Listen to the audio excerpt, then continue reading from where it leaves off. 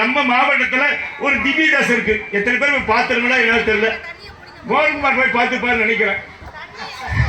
நம்ம அன்பு தம்பி வெங்கடேசன் போய் பார்த்துப்ப. பேரே வெங்கடேசன். அவர் இல்லாம எந்த நிகழ்ச்சி நடத்த முடியாது. சோழிகள் இருக்கு. ஆனா எத்தனை பேர் பார்த்தாங்க அப்படின்னு தெரியல. இதுல பெருமாள் 3 வகையான கோலத்தில் நிற்பார். நின்ற கோலம், அமர்ந்த கோலம், சைன கோலம். திருச்சி ரங்கநாதர் கோயில் போய் பார்த்தீங்கன்னா நீங்க உங்களுக்கு தெரியும், உலக வரலாற்றுல 106 திவ்ய தேசங்களுக்கு நான் போய் பார்க்க முடியாது. 2 திவ்ய தேசத்தை பார்க்க முடியாது. எப்பனா நமக்கு பின்னாடி கதை முடிஞ்ச பின்னாடி வைகுண்டத்துக்கு போறதுதான். ஒண்ணு பார்க்கடல், இன்னொன்னு பரமபதம். பார்க்கடலும் பரமபதத்தை நம்ம இப்ப பார்க்க முடியாது.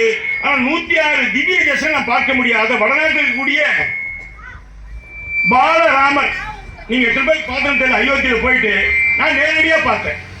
2022 கட்டுமான பணி நடக்கும் போது அவருடைய தரிசனம் பெற்றவன் நான். முதல் காசி தமிழ்ச்சங்கத்துக்கு போகும்போது ஒரு வாய்ப்பு கிடைத்தது. அந்த வாய்ப்பு எல்லாருக்கும் கிடைக்குதான்னு சொன்னா ரொம்ப கஷ்டம். அது அரசாங்கம் மூலமா, மத்திய அரசு மூலமா போய் பார்க்கக்கூடிய ஒரு வாய்ப்பு. இன்னைக்கு நான் கன்னியாகுமரியில் இருக்கணும்.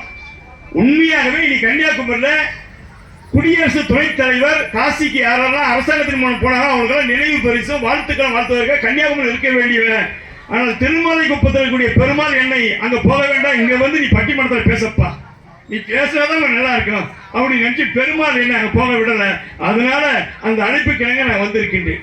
பட்டிமன்ற தலைப்பு பார்க்கும் போது பூ உலகில் பக்தி என்ன அந்த விரலுக்கு போட்டி வந்தது. 5 விரலுக்கு கட்ட விரல் சொல்லிச்சா 4 விரலையும் அடக்கியாதவன் நான் தானே அப்படின்னு சொல்லிச்சு. இந்த விரல் எல்லாரையும் ஆள் கட்டுறது நான் தானே அப்படின்னு சொல்லி ஆட்காட்டி விரல் சொல்லிச்சு. நடுவரல் சொல்லிச்சு, உயரத்தில் நான் தானே பெரியவன் நடுவரல் சொல்லிச்சு. இந்த கணையாளி விரல் மோதிரம் போட்டு கல்யாணத்தை முதல் மகிழ்ச்சி தெரிவிக்கிறது நான் தானே அப்படின்னு சொல்லிச்சு. அதெல்லாம் இல்லப்பா, சுண்டு விரல் ஆண்டவனை முதல்ல பாக்குறது சுண்டு விரல் தானே, நான் தான் பெரியாரா அப்படின்னு சொல்லி நினைச்சது. ஆண்டவனை தரிசனம் செய்யும் போது 5 விரல்ல முதல்ல சுண்டு விரல் தான் முதல்ல பக்தி. இறைவனை பெருமாளை தரிசிக்கிறவங்க இறைவனை பார்க்கும் போது பாதாதி கேசமாக பார்க்கணும். நீங்க எடுத்தோடனே முகத்தை பார்க்கணும். பெருமாள் முகத்தை தான் பல பேர் பார்க்கறாங்க. ஆனா பாதத்தை தான் முதல்ல பார்க்கணும். தலையை பார்க்கும்போது கேசாதி பாதமா பார்க்கணும். பல பேர் போனோடனே முகத்தை பார்க்கறாங்க. பெருமாள் முகத்தை, பாதத்தை தான் முதல்ல நீங்க பார்த்து தொட்டு வணங்கணும். இப்படி ஆன்மீகத்துல நிறைய இருக்கக்கூடிய பார்க்கும்போது சைவத்துல 2 பேர் நான் சொல்லணும், வைணவத்தில் 2 பேர் சொல்லணும். இங்க காரைக்கால் அம்மையார் போல ஒருத்தர் வந்திருக்காங்க, ஆண்டாள் போல இன்னொருத்தரும் வந்திருக்காங்க.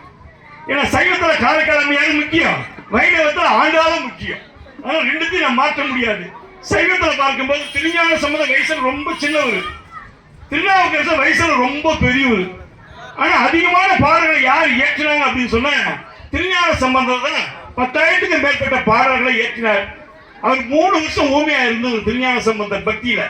3வது வருஷம் பேச ஆரம்பிக்கும் போதுதான் முதல் பாட்டு அவர் பாடுறார். தோடுடைய செவியன் விடை மீதி ஏறி தூ வெண்மதி சூடி காடுடைய சுடனை பொடி பூசி என் உள்ளங்க வந்த கல்வன். திருஞான சம்பந்த வயசு சின்னவர், திருநாவுக்கரசர் வயசு பெரியவர். அவர் என்ன பாட்டு பாடுறார்? மாசில் வீணையும் மாலை மதியமும் வீசு தங்களும் நீங்கிற வேண்டும் மூசு வண்டரை பொய்யும் போன்றது ஈசன் எந்த இணையடி நீழலே.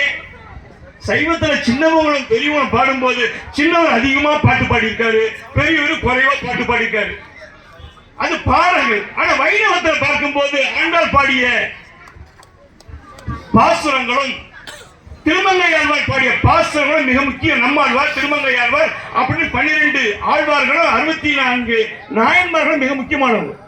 ஆனால் ஆண்டாள் பாடிய பாடல் மார்கழி திங்கள் மதி நிறைந்த நன்னாளாம் நீராட பொதுவீர் போதுமினோ நேரடியில் சீர்மல்கம் ஆய்ப்பாடி செல்வ சிறுமீர்கள் ஏறாந்த கண்ணி யசோதை இளஞ்சிங்க கார்மேனி சிங்கன் கதிர்மதியும் போல் முகத்தால் பாரோர் புகழ படிந்தீரோ எம்பாவாய். பார்க்கும்போதே பார்க்கலாம் வைகுண்ட பதவி எப்ப கிடைக்கும். நீ ஆண்டவனை தரிசனம் பண்ணாதான் வைகுண்ட பதவி அது நல்ல இடத்துல போய் சேர முடியும். அது இந்த மாதம் புனிதமான மாதம், காலையில் அதிகாலை ஏறணும். இப்படி சைவத்திலையும் வைணவத்தில் தமிழ்நாட்டை பரப்பியவர்கள் சிறியவர்களும் பெரியவர்களும் ஒரு போட்டி இருக்கு. இந்த போட்டியில வெற்றி பெற்றவர்கள் யாரும் சொல்ல முடியாது. அதுக்காக பட்டிமன்றத்தை திருமலை குப்பத்தில் வச்சிருக்காங்க, பெருசா சிறுசா. ஆனா சிறியவர் என்ற தலைப்புல பேசுறதுக்காக வருகை தந்திருப்பவர்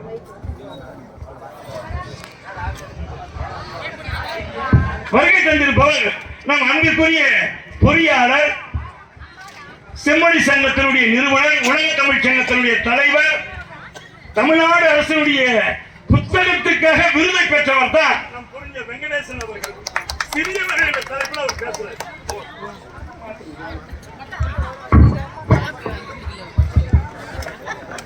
வெங்கடேசன் சார் சார் வாசு